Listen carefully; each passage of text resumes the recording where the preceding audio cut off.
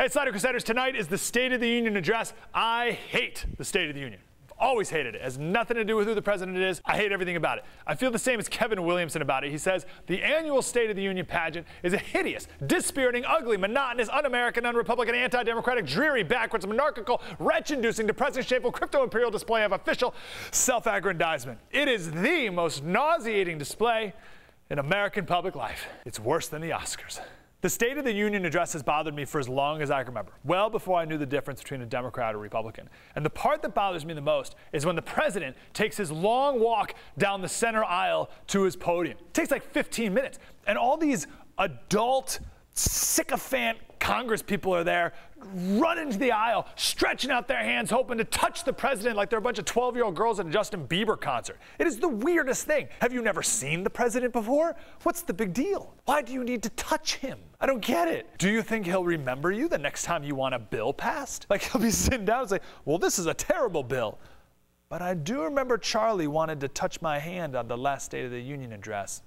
So I'll sign it. I wouldn't be surprised this year if after a congressman touches just the tip of the president's cloak, he turns around and says, take heart, your faith has healed you.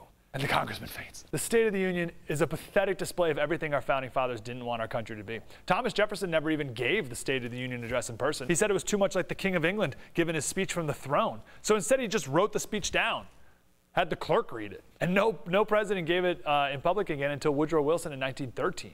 Which makes a lot of sense. Woodrow Wilson was the president who started the first great erosion of our Constitution. So you have 1801 to 1913, and somehow our country survived all those years in between Jefferson and Wilson without this arrogant and pretentious display. The State of the Union was relevant and interesting when the president didn't play an integral part of our daily lives. You can now go to the president's Instagram account and his Twitter account and his YouTube page. Like the president's all over the place. We don't need another speech to find out what's going on. We get it. But one more thing on the posture. I really actually enjoyed the president's town hall on CNN last week.